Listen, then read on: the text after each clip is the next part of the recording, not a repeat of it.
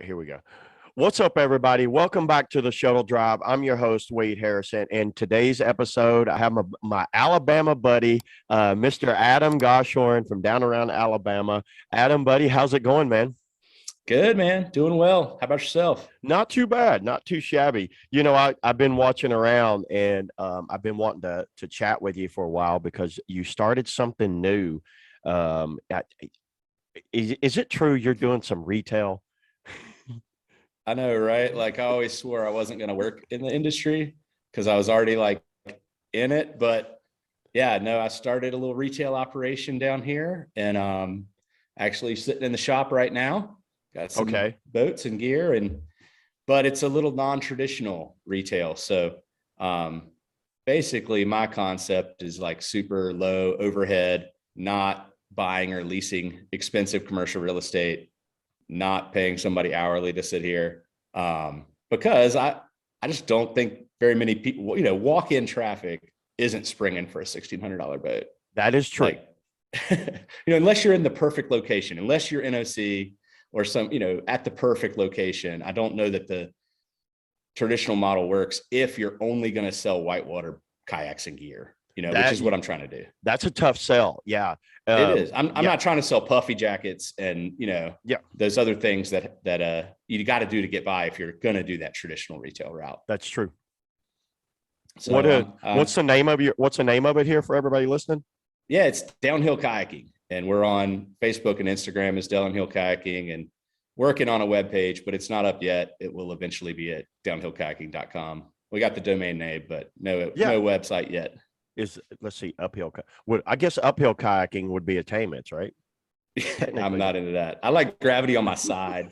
I like to go downhill. No, it's kind of funny. Agree. We started using that name like a while back to describe the type of kayaking we liked. It's like single track downhill mountain biking, but in a kayak. Small creeks, slides, and stuff. And gravity's your friend. Yeah. Yeah, I like it. What brands could they expect? Like, what brands do you kind of deal with now? Right now, we're doing new and used boats, but the only new boats we're carrying now are Piranha. We got their full lineup here at the shop. But I got Kokatad and IR and Astral. And let's see, let me look around here. All of the Salamander stuff and their accessories. Yeah. I got Shred Ready and Sweet. Really, the only brand I've wanting to get in that I haven't yet is Warner, and that's just because they've paused new dealer applications. That is true. Good luck. They have paused new dealer applications, until further notice because they're so backed up. So yeah, and it seems like NOC is the only one getting Warner right now, buddy. Yeah, I'm certainly not on the list at all yet. So, but maybe sometime next year. Have you looked at any other paddle brands? There's several other paddle brands. My buddy Andrew, he's been dealing with Ophion paddles out of Slovenia, and Accent paddles, High Water Hobbies. Don up there, he started bringing in Select paddles. Have you looked at anything else? I've looked at some and I've thought about it, I don't know. I haven't been sold on any of those yet, like I'm interested in some of them. I also don't want to have a bunch of inventory of any of those if I suddenly can be a Warner dealer, because they still own the market in the Southeast. I mean, not that those other paddles aren't worthy, but that is true. That is true. I'm a big fan of Letman, but that's a hard sell. $650 kayak paddles are hard sells. I would not recommend you bringing 100 of them in. Right. They'd be here for a while. Yeah. Well, man, that's awesome. And when you say used boats, so are you buying boats off of people, or can they use it as a trade-in? Mostly trade-in. So we're trying to do, I say the royal I am trying to do the old school, boat model where, people buy a boat from me. We throw it on the table here and outfit them here right at the shop. And I take trade-ins. It's like trading in a car. You'll get more for it if you sell it yourself, but I'll take a trade-in on it as long as I think I can, sell it later and make a little bit on it. So people who don't want the hassle of selling boats, I've probably got a stack of 9 or 10 used boats in here already from trade-ins. So people are pumped on it. No, I love the business model. And, like I mentioned, Don I'd seen his business model up around the, Maryland area. But being here in the Southeast, I don't think there's anybody doing something like that, like doing like new and used boats and like that, right? Yeah, and it's a little weird because I'm not in a major metropolitan area. I'm not close to a major metropolitan area, but I am close to all the good boating in North Alabama. So all those people from Huntsville, Birmingham, even Atlanta and Chattanooga who come over here to paddle every weekend, they're coming by the shop after they paddle to pick up a boat or whatever, a helmet, PFD, whatever. Do you ship? I'm trying not to ship too much. I am shipping smaller items. I had a batch of hookers in and they went quick, and I shipped some of those out because people were looking for them. Love my hookers. And they're cheap to ship. But yeah, I don't want to spend all every day at the post office. So I'm not trying to. Not trying to do a bunch of shipping, and I certainly don't want to ship boats or paddles. I mean, that's just cost prohibitive. And you mentioned there you're in Alabama around the creeks. Tell the people where exactly in Alabama you are. Yeah, I'm right just north of Little River Canyon. So the put in for the West Fork of the Little is about 0.3 of a mile from my place here. And I'm about 12 minutes to the suicide put in at Little River Canyon. Yeah. Dude, that, I know. I've been down there. That's an awesome area. You're right on that canyon rim, Yeah. I'm about 12 minutes north of there, but all those runs are within 20 minutes of here. Pretty much all the runs in this area. What's one of your on the Alabama creeks there? What's one of the top creeks in Alabama that you think? I consider you my Alabama expert. That's for damn sure. So as far as like all the runs around there, obviously LRC, everyone knows about that. It's everywhere. But what else out there would you say, okay, if you come to Alabama and you could time a good rain event, you got to hit this run? One of those for certain is, I think an underrated run is Teddy Bear. It's just called Bear Creek, but we call it Teddy Bear since the Hairy Bear is only 20 minutes away as well. But Teddy Bear has an upper and lower section. On the right rain event, you can link those sections together. So you put in on Upper Teddy Bear and it's like 8 feet wide and tiny. Wow. And by the time you paddle all the way to Canyon Mouth Park, you've paddled 13 miles and you've dropped 800 feet elevation, and you're paddling out on the second half of LRC at like 10 grand after you put in on this micro creek up on the mountain. This is a LRC tributary. It is. Yeah, it is. okay. So the Upper Teddy Bear is like 3-ish miles and has has like 4 big slides and a handful of good rapids. And then Lower Teddy Bear is more like bouldery rapids for another 3 miles. And then you paddle out 6 miles on LRC when it's pretty flooded. So it's like Grand Canyon wave trains. And when those link up at the right levels where you can link those things together, you get the 13-mile, 800-foot drop and nothing over class 4. Wow. That's it's like awesome. Isn't it crazy? Nothing's trying to kill you. If there's no wood, nothing's. What about portage? No portages or anything? Zero portage. Wow. So you could just have a great day of paddling right there. It is one of the best days of class 4 around. Another go-to around here that's also really fun with no portages and nothing trying to kill you is I like to do South Saudi and Short Creek in the same day. If they're both kind of high, we'll drive over to Sand Mountain. We'll do Short Creek first because it's got a lake paddle and you want to bust that out while you're still fresh. And a lake paddle before the run. After 2 mile paddle out at the end of Short. Oh, then, similar to like the section 4 of the Chattooga. Yeah, like about the same suffer factor. Yeah, that sounds about not too bad. It takes not crazy 50 minutes. Yeah. But then you go with South Saudi, it's got an easy put in and take out, and it's 6 or 7 miles too of class 4. So when both of those are high, that's another a day where you can really get like 13, 14 miles of good class 4 with nothing too scary. And that's my jam. Like long, lots of good rapids. Nothing too scary. Like it's hard to beat. I love it. You can do a lot of boat scouting. Yeah. I mean, there's a couple. Like there's one like 15-ish foot on Short. You've probably seen pictures of it. People usually like to scout that their first time down, but if they're good boaters, I like to take them off it with no scout. It's just it's fun to just ramp into it and like just boof it. It's only 15 feet. It's good. Yeah, and people, that it's clean. Yeah, exactly. You know that there's no trees and it's clean. And then all of these runs, you're going to need a lot of water. Do you use the LRC as your gauge for these runs? So, the Streambeam Project, which you might be familiar with Streambeam, it's some Alabama guys started it. They're putting electronic gauges on some of these creeks. And it's basically like a laser measuring device that they're putting on a bridge to measure the distance between the water and the bridge. Is that online? It is. It's on Alabama Whitewater's flow page on alabamawhitewater.com. So they have, it's a nonprofit. Like you contribute as a member and you get to vote on where the next gauge goes. It's awesome. You should probably have those guys on, but they've put one on Johnny's Creek. They've put one on Teddy Bear. They've put one on Short Creek.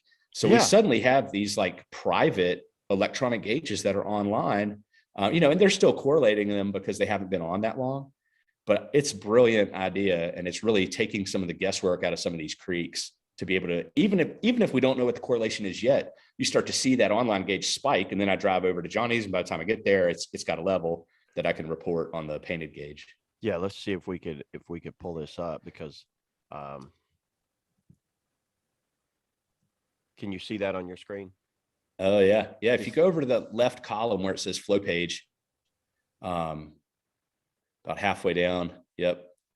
And so for everybody listening, it's alabamawhitewater.com. It looks like someone's just kind of like set it up streambeam.net. Yeah, I see what you're talking about.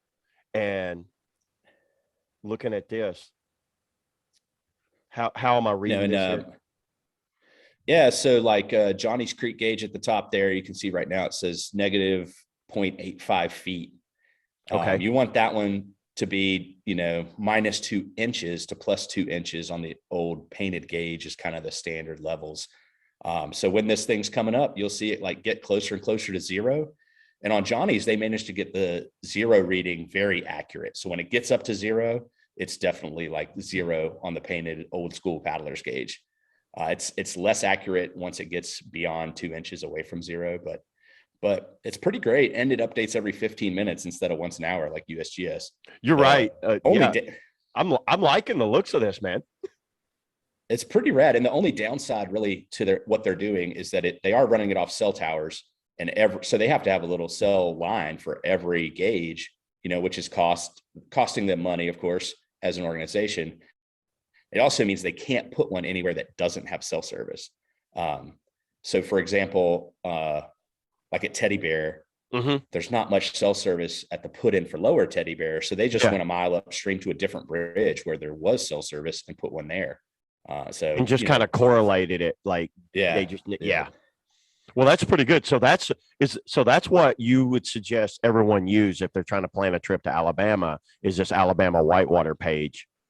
Yeah. I mean, the stuff right here, like Little River Canyon itself, of course, has a good USGS gauge on it. Yeah. And we use the USGS gauge on Little River to correlate when the West Fork of the Little is going to run, which is like a fun 3+ kind of play run. Really good half slice run when it's high. Yeah. That's right here by the house. And we correlate that off LRC, but most of the other runs, you either got to look in person or they're adding those stream beam gauges to them, which is nice.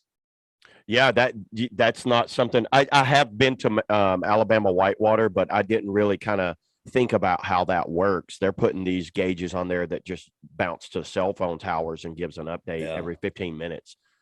Yeah, so Streambeam has started their own nonprofit. They're a 501c3 now, and it's like AW. You pay a yearly membership, and if you're a member, you can vote on where the next gauges go, and you can pay more to have like 5 votes instead of 1. There's so many runs that could use that. Right. Like they've already started doing a couple in Tennessee. I think they put one on the Piney on Walden's Ridge. Yeah. Spring Creek over in Spring City. Yeah. Spring City, the Piney, Duskin, Stinging Fork, all of that kind of comes in. Yeah. The Chattanooga guys were saying like, let's get one on Piney because it correlates to so many other things. So they started joining and contributing money and getting to vote. And now they've got one on Piney. Well, there you go. That's pretty cool. It's kind of democratic, Yeah, I like it. Man. That's a pretty good concept. Yeah. So you said Teddy Bear, put that one on the list. And what was the other one? Short Creek? The short Saudi combo. They're both really good. I like to do them in the same day to make it like really big, long day. Yeah. But yeah, short and Saudi over on Sand Mountain. And then over here, like upper, lower Teddy Bear, both super high. I mean, I think Johnny's Creek gets more press around here because it's like steep and has like very photogenic slides and rapids. That's true. But if it's at a good level, Teddy Bear is way longer and has way more rapids. It's not quite as steep. I've seen your videos. And for everybody Yeah. listening, you know, Adam has a YouTube channel, and I've seen your videos of your teddy bear. You've posted those and shared them on your Facebook and different areas. So I've seen the run. I just wanted everybody Yeah. to know what the run. I've never paddled it, you know, because it's so hard to kind of like number one, Alabama's a little bit of a drive for me, and then I have to plan it around a big rain event that's moving through. Yeah. You're right there, so you're like, oh, I'll just go do it. Yeah. It's like me, you know, I've never done overflow, and it's the same thing. It's like just far enough away that it's like hard to catch it or know it's going to be in the next day to like make your move on a Friday night, you know. And I've never done overflow, and I'd really all that driving. Yeah, all that driving, potentially getting skunked. Right. It's like it's right at 4 hours for me, and it's just a little far to like get a creek that doesn't run like for very long, you know. Yeah, and that's where another one, overflow, is kind of hard to correlate. We just have to kind of watch rain data. You know, one of them StreamNet, and that would work really well there too. You'd know exactly overflow's running. This is what it is. We probably got a day to get it and all that. So yeah, man. So moving on from Alabama creeks, you know, another, you know, a little farther south, I guess, is a place called Dominican Republic. You're one of the few people, you kind of like, I know there had probably been crews made it down there, but you kind of like pioneered some stuff down there, didn't you? Tell us a little bit about Dominican. Yeah, I haven't done any first ascents down there, but there was some exploration there in the 90s. And what really put the seed in my mind is a couple of those old Twitch videos with Teo Berman. They go down to Dominican Republic and they run some stuff. And so it was always in the back of my head. It's like, you know, it's right there. It's not that far away. The flights are short and relatively cheap. Warm. And I was like, man, yeah, it's warm. And so I always kind of had it in my mind as a destination. And I went down for the first time in 2015, and we got a lot of good information from this guy, Doug Grata, who actually showed Teo and those guys around when they were on the island. Local? He used to live. No, he used to live down there. He's an American, but he used to live down there for about a decade, and he used to guide some trips, mostly Europeans, but some Americans too. And he lives back in the States now, but he gave us such detailed information on some of the like mandatory portages that it probably like really saved us a lot of miserable jungle time, you know, possibly even saved your life. Potentially. Yeah. I mean, but we got a lot of good info from him and did a lot of, you know, legwork and getting lost a bit on that first trip. And I've been back 4 times since then, most recently this past July. But you know, it's not like Mexico or Ecuador where there's like a lifetime of paddling to be had. It's like a week or two at the right time of year, you can hit all the classics. What time of year? October and May are the best 2 months, but I just went in July and we ended up having decent water. It's but yes, you have to time it with a storm. Is that, or is there a season? Their rainy season is the fall. It's you know, well, I take that back. The rainiest month is May and the second rainiest month is October. So there's kind of 2 seasons. And then the third and fourth rainiest months are April and November. So I guess April, May, and then October, November are the traditional ones. But NOC used to run a few trips down there, and Jason McClure used to guide them. And he was the one who told me, like, he said, we used to go in the summer with NOC's youth program, and we always had water. So we tried a summer trip this year at the end of July, and it ended up being pretty decent water. So I don't know. I mean, who knows? I mean, if you look at the data, July shouldn't be a great time to go, but it was good. I mean, we had some rain. It wasn't high by any means, but I've been there when it was lower in November, which is supposed to be a good month, you know. What area of the Dominican Republic? So as far as a whole, what area? So we always fly down Southwest since they let you check kayaks so easily, and they only fly into Punta Cana, which is on the far like eastern end of the island, and it's about 5 hours from where the whitewater is. So we fly into Punta Cana, rent a truck. You know, there's no infrastructure there for renting boats or shuttles or anything. You got to be self-sufficient. So you got to bring your own stuff. You got to rent a truck. And so then we drive to Jarabacoa, which is a little mountain town. I guess you would call it a small city. But this little mountain town of Jarabacoa is up in the middle part of the island. Yeah, if you see where it says La Vega, little bit west of La Vega, if you zoom in, you'll probably see Jarabacoa. Some good mountainous areas. Look at that mountain chain. They got a 10,000-foot peak in the middle of the island. You're kidding me. So there's 10,000 feet of gradient right there. I mean, you fly into the coast at sea level. There's snow here. No, are they snow capped? It doesn't snow. It doesn't snow. They're not quite high enough. Being in the Caribbean, I mean, maybe they occasionally get snow, but that 10,000-foot Pico Duarte is the name of it. It's in the middle of the island, and there's other mountains almost as tall around it. And so that's the area you want to be in. That's where the gradient is, and that's where the town of Jarabacoa is where we base out of. And then we hit those runs around there, which is a little bit. You said it's like west of that La Vega. Yeah, I think if you zoom in a little bit where La Vega is, it'll probably pop up. It's not quite up in the higher mountains, but yeah, maybe not. It's somewhere around there. Yeah. Oh, there's Pico Duarte. That's the tall mountain. That's Pico Duarte. Yeah, Pico Duarte that's probably the start of the hike to hike up that 10,000-foot peak. It's like a pretty common like trekking destination, I guess you would say. They have like guided treks to the top. Yeah. So all of the kayaking is right here. Yeah. Well, all the stuff we've done is within a couple hours of Jarabacoa. That guy Dog who lived there, he said that there's really like 60 or 70 sections of whitewater in this country, but he said, 90% of them you're not going to catch if you don't live there. It's like, it's like trying to catch some micro creek in East Tennessee or North Alabama. You're not going to be right on top of there for you. Right. So the stuff that's like more reliable to catch at the right time of year is all within a couple of hours of Jarabacoa, because that's where the mountains are.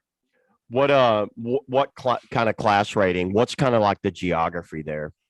Yeah, it's mostly lower volume class 4 creeks. So, nothing higher volume, nothing real pushy, and not a ton of like class 5. I mean, the stuff they run in those old Twitch videos, I mean, they certainly found some class 5, but most of the stuff you run's class 4, with the exception of a few things, couple sections of the Rio Himanoa. It's got some really cool canyons on it that some of which are pushing the class 5 for sure. Certainly class 5 setting. You're in a slot canyon in the middle of nowhere in Dominican Republic. Like, what's kind of nobody's coming to help you. Yeah, well, yeah, that's like that in a lot of these runs, huh?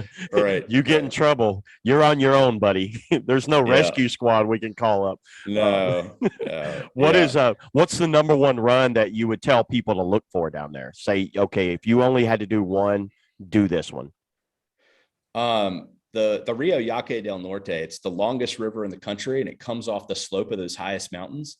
Yeah. It's got like 6 different sections of whitewater.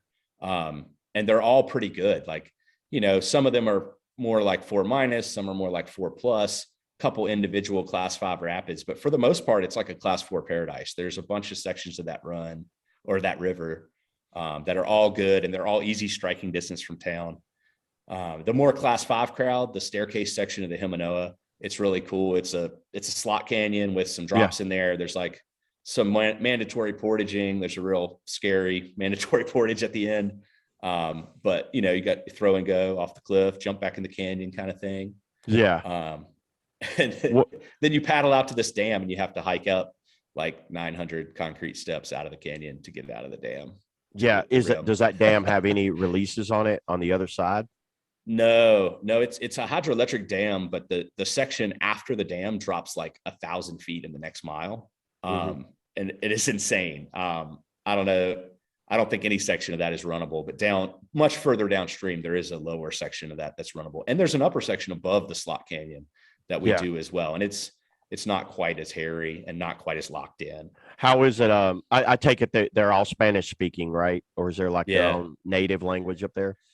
No, it's all Spanish. And, out by the coast where it's like all beach towns, there's enough people who speak English that it's easy to get around.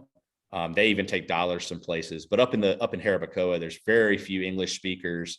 And they don't want to take dollars up there. You got to get Dominican pesos. And if you're out, the further, like anywhere, the further out you are, the less likely they are to take cards. So you have local currency. That happened to us when we went to Mexico. They wouldn't even take the further down we went. They just like, I have no use for dollars, bro. Yeah. They're like, it's more problem for me to go exchange that dollar than it is for me to just not sell you that Coke. Yeah. So you're like, anybody got a peso?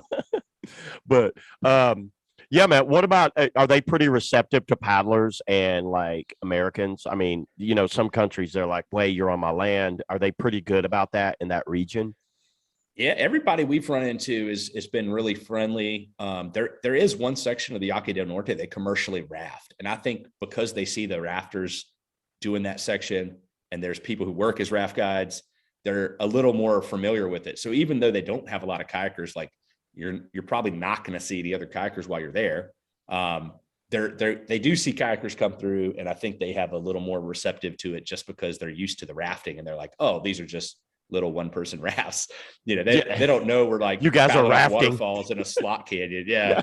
Yeah. We showed our shuttle driver some pictures, and it was blowing his mind. He's like, what? That's on that river? We're like, it's awesome. Because he can't access it, right? He doesn't know. Right. Yeah. There's no way into that slot canyon on the Himanoa unless you're in a boat. So they don't. What would you recommend? What are the dangers there? Then is there like poison snakes, poison spiders? I mean, outside being very remote. Obviously a broken back or broken leg or something would be really bad, huh? But what would you recommend? And as far as viruses or anything? There's not supposedly there's not venomous snakes on the island at all, which is pretty awesome. If you look it up like on a university website about venomous snakes, they will say there's no venomous snakes in Dominican Republic. If you ask the people there, they're like, well, some show up every once in a while that have come in somehow, but historically there were none, which is pretty nice. Yeah. Not compared to like Mexico or somewhere that's got fertilances that'll kill you in 10 minutes. Like you get bit by a fertilance out on like the big banana, you're probably not going to make it, buddy.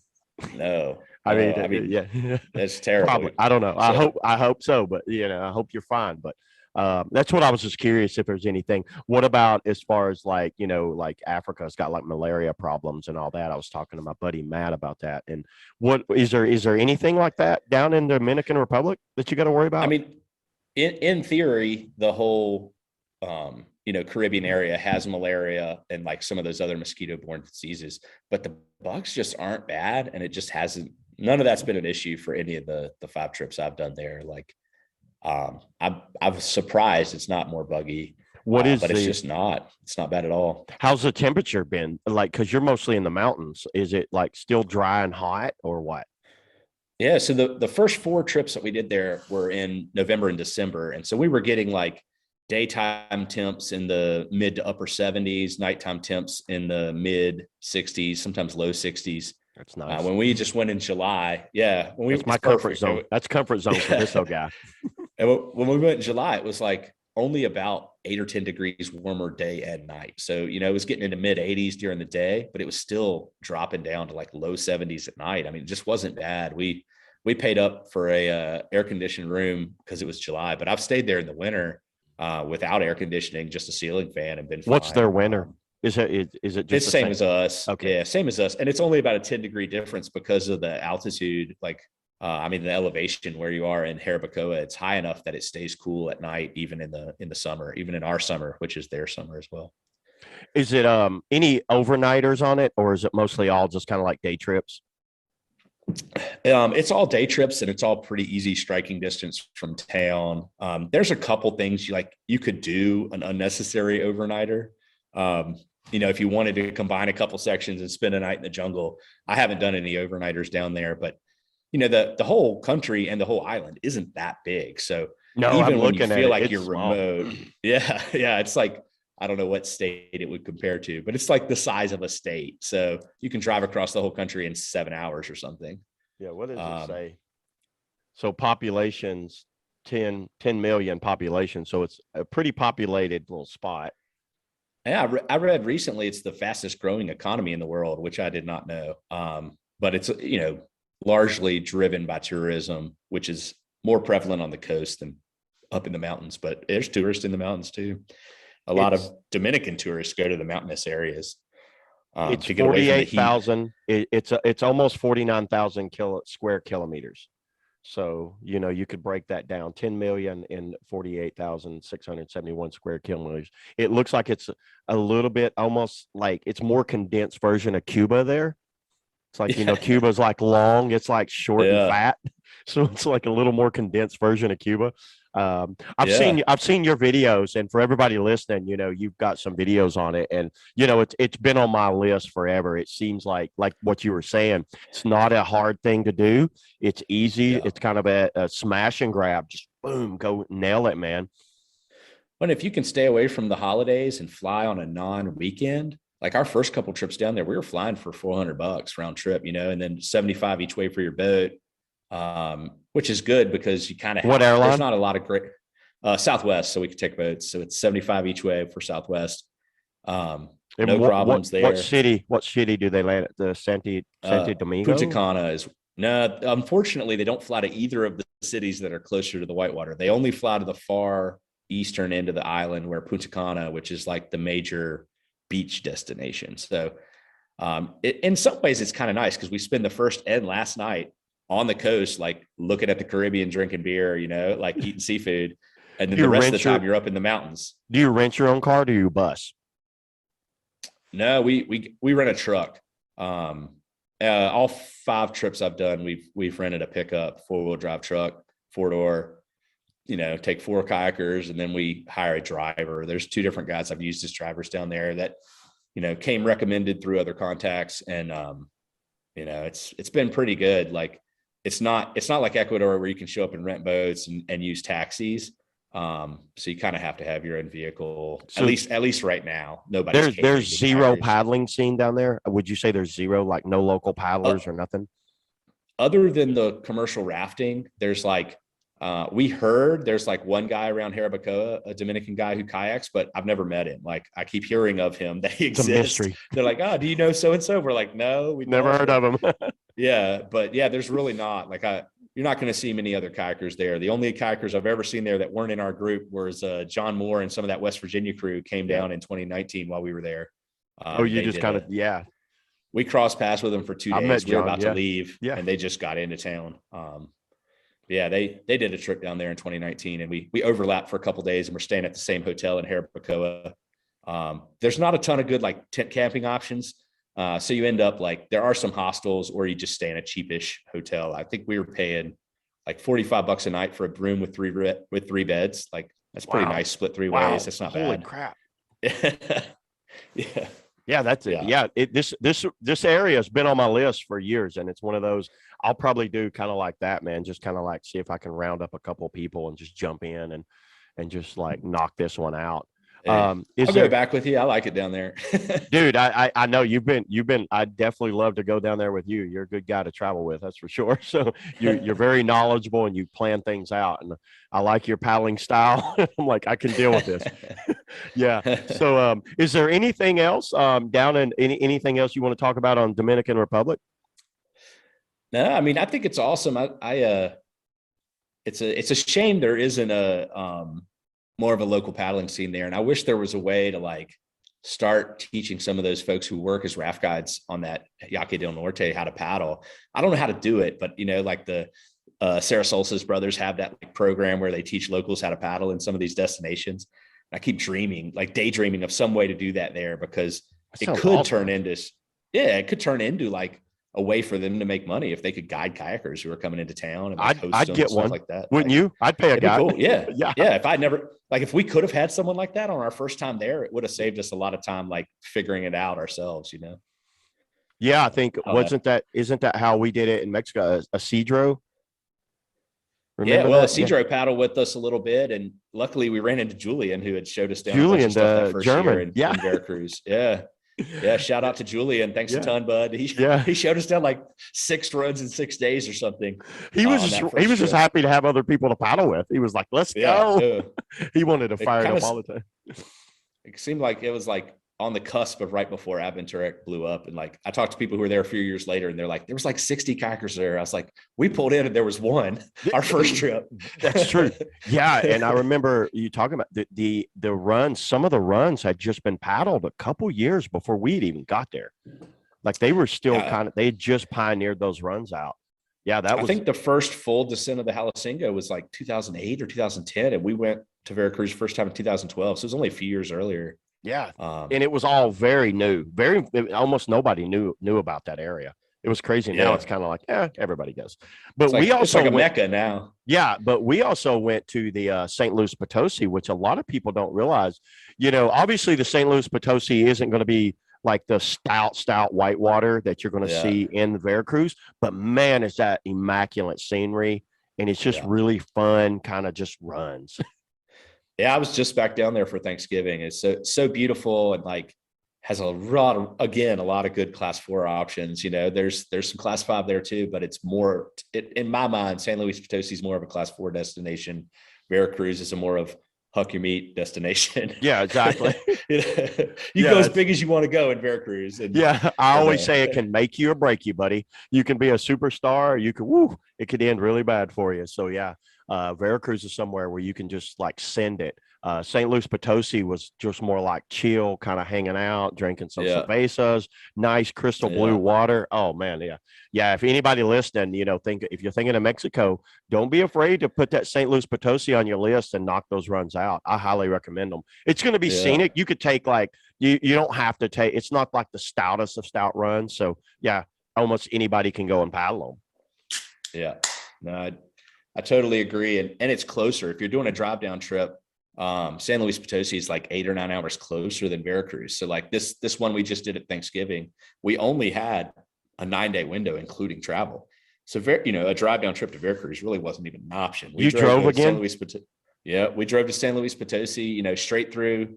We boated 6 days with 26 hours of driving on both ends. And it's totally awesome. Worth it. That's what we did Thanksgiving week. Got good. 6 days on the water, drove both ways, had a 6-person crew and 2 vehicles. And it was great. It was another good time. Is there anywhere where you're eyeballing right now, Adam? Do you have something in mind? Like, I want to go here so bad. Where are you eyeballing? I got so many notes on different places. Sometimes I just think about places I could potentially paddle that Southwest flies, because they're so easy to deal with kayaks, and they fly into Belize, and there's a little bit of whitewater in Belize. So I've been thinking about going to poke around there. They fly into Puerto Rico, and there's a few things there. They fly into Havana now, and Havana's at the wrong end of the island, but there's some mountains on the other side of Cuba. And that same guy who gave us a lot of the info on the DR said he'd give us the bait on Cuba if we want to go. So it'd be so cool to get to Cuba before it gets all commercialized, Yeah, I'm looking at that now. There's a big mountain chain right there. You're right, a little bit west of Havana. Yeah. You get out there on the other end of the island, there's some more. And I don't know, all those places are appealing to me, and it's just interesting. I like warm weather. Yeah, you fell in love with the Caribbean. I don't blame you, man. I love. And what do you even take a dry suit when you go? What do you take, like a dry top? Shorty. I usually take a shorty. Shorty whole time. Yeah, every once in a while I'll regret that. Like our last day in Mexico this year, I don't know why, but our last day it got cold, and we were all wearing shorties, but we were like, man, it's kind of chilly. It's like just warm enough to get by with the shorty, but I kind of wished I had a long sleeve. What was what boat? So you just take a creek boat every time you go? Yeah. I mean, Dominican Republic and San Luis Potosi, there's not much play. It's all creeking, so you might as well take a creek boat and be able to carry lots of stuff. More all stuff. Your safety gear. Yeah, feel a little safer. Yeah. What's one of your favorite boats right now? I mean, just disclaimer, I know you're a Piranha fanboy, so you're one of the OGs. Yeah. You've been with Piranha for a while, dude. What's one of your favorite boats, like your go-to boat right now? Man, I've been paddling mostly the Scorch since May, the large. But then in the last month or so, I've been back in the Macno. Not for any real reason. I decided to take it to Mexico because I knew I was going to carry a breakdown and first aid kit and GPS and all this crap in the boat. And I'm heavy for the large Scorch. I'm probably 15 pounds over the recommended max, and it paddles great for me empty. But if I got to carry a bunch of junk, I'm a little heavy for it. So going back to the Macno, 98 gallons, I can throw that stuff in the back and not even notice. And then it's just been on the truck. So I've just been continuing to paddle it almost daily since we got home. So yeah, nothing wrong with a Macno. Yeah, because it's got, and it's more displacement. It's a little softer on its landings. if you come off something and Yeah. land a little flat, I can only, it's a little wide under the knees, and I feel like it stings me a little bit on the landing because it's so wide. Like I think the 9R lands softer than the Macno or the Scorch. But yeah, the 9R large. I think yeah, 9R2. it's just it's narrow and a little rounder than the Scorch and a little narrower than the Macno. And I think it's the softest landing off drops of like the Piranha Creek boats. But I love all three. I go back and forth between all of them. I swear if that large Scorch was 10 more gallons, it would probably be the only thing I paddled because I really absolutely love it. It's more great. of an all-arounder than I thought it would be. Like, it surfs well, it spins well. I'm even getting some splats in it in the right spots. I've seen your splat video. Yeah.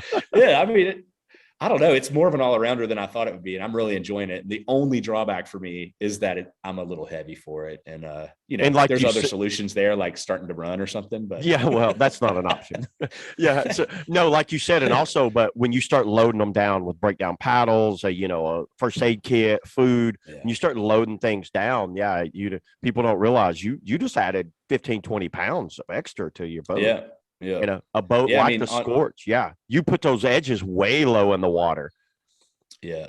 The Scorch with like nothing in the back still paddles very well for me. But if I got to carry a breakdown and first aid kit and, all the safety stuff I take on a bigger trip, I'm a little heavy for it. Yeah. And that's no knock on the boat. That's just a knock on my waistline. Well, we can all, I get that, buddy. Well, yeah, Adam, in closing, I guess that's it. Anything else you want to talk about? Anything else you want to bring up? Nah, man, I'm glad to chat. I'll talk boats anytime. I've been enjoying the podcast. I haven't seen the last couple episodes, but I've watched all the other ones and I'm digging it. I like what you're up to. And man. Happy to come on and talk. Appreciate it, man. Yeah, and that's what I kind of wanted to do with this. I just wanted to talk to everyday paddlers that I paddle with, and we could talk kayak design, we could talk rivers, we could talk trips, and just like bullshit all damn time. So I'm glad you took the time to come on, dude. Yeah, man, I appreciate you having me. I love it. We'll do it again sometime and think of some other topics. Yeah. So how can people get a hold of you here? You do have a YouTube page, I know, because I'm subscribed to it. Yeah.